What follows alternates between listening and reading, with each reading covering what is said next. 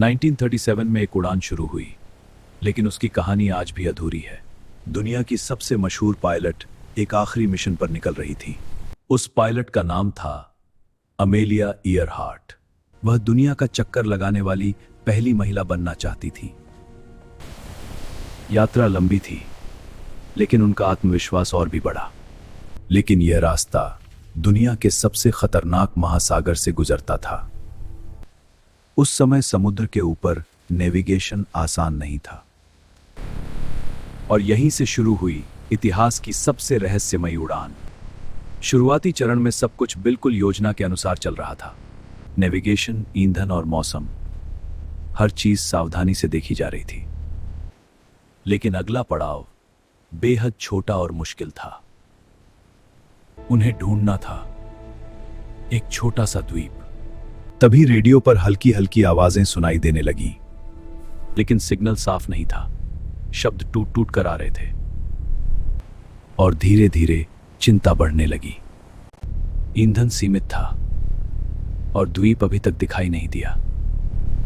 समुद्र में मौजूद जहाज आसमान को लगातार देख रहे थे। लहरें और तेज हो रही हैं। हाँ, कुछ दिखाई देगा। तभी अचानक रेडियो संदेश फिर सुनाई दिया।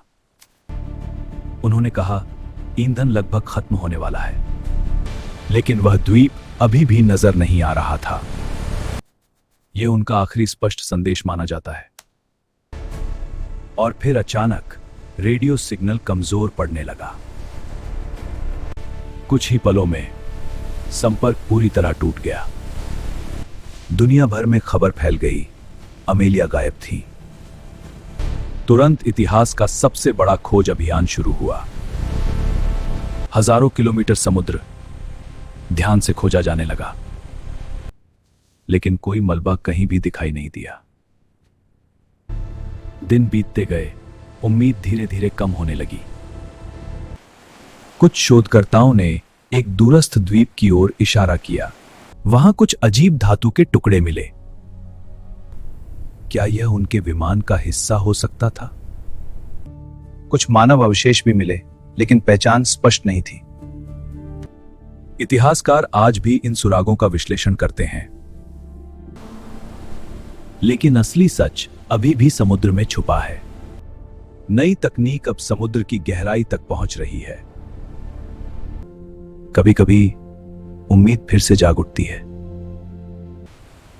लेकिन हर खोज नए सवाल छोड़ जाती है।